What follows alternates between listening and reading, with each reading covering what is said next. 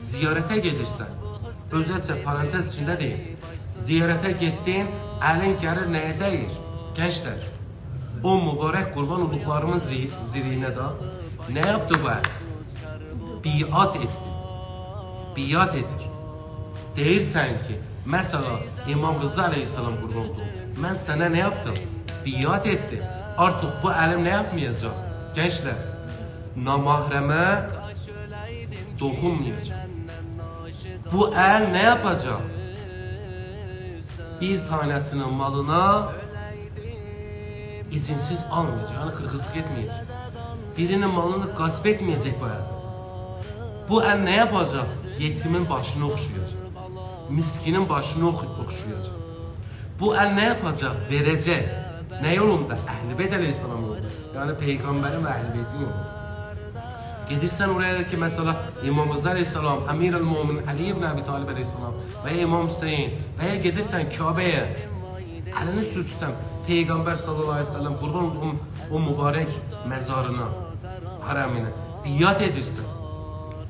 Qəmin qüssəm bu olay ki, gedirəm biat edəm, acaba mən ne iş görəm? Acaba imamın, peygamberin istediği, Allah Teala Azze ve Celle'nin istediği gibi bir güzel bir şekilde ziyaret ettim yoksa yok. Qəmi qüssəsi olan. O ki gider, ne yapar? Değişer. Biatını, Kur'an'da ayet var değil, onlar biatından ne yaptı? Vazgeçtiler. Onlar neresindedir? Cehennemin ortasındadır. Bir insanın qəmi qüssəsi bu olan. Ben gittim elimi sürttüm. Ehl-i Beyt Aleyhisselam'ın o mübarek hərəmlərinə.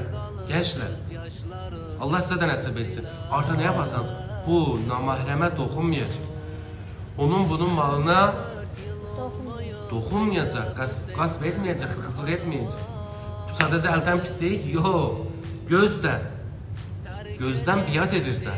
Geldin ki teşbih yerindeyse, geldin Şah-ı Merdan Emir el-Muminin Ali ibn Abi Talib Aleyhisselam'ın o mübarek hərəmini gördün, gözünle ne yapırsan? Zikir edirsən, biat edirsən. Deyirsən ki, insanın qəmi, qüssəsi bu olar. Ya Emir el-Mumin Aleyhisselam, mən bundan sonra namahreme bakmayacağım. Gözüm sana ne yaptı? Biat etti. Onun bunun namusuna göz dikmeyecek. Onun bunun malına göz dikmeyecek. Bu gözler ki dikkat edin. Bir yerde akıl bunu değil. Bir yerde bal var, bir yerde necaset var. Akıl hangisini değil o? Balı değil da, güzel olanı değil da. Bu bal hangisidir gözün balı? Şah-ı Merdan Emir el-Mumin Aleyhisselam'ı gördü da. Adam baldan çıkar. Başka kötü necaset bir yere düşer. Yok. Ben ki gözümle biat ettim. Ne yapırsan artık onun bunun namusuna göz dikmeyin. Onun bunun malına göz dikem ki diyem onu nasıl aldı. Bunu artık yapmayayım. Alıp bana ne? Helalından alıp ondan özü bilir. Haramından alıp özü bilir. Allah'a kıyamette hesap verecek. Elimden gelir düzeldi. Elimden gelmiyor. Allah zaten insanın gücü yettiği kadar hesap soracak. Mesela bir insan, mesela örnek vereyim, bir ramovun kaldırma yani çekme kuvveti ne kadardır? 4 tondur misal. Hiçbir akın bunu 8 ton, 50 ton doldurmuş diye ki ramov çekmez ki. Kırılar ile. Allah Teala da insana kudreti kadar, gücü kadar yüklüyor da. Göz ki biat etti, ne yapırsan?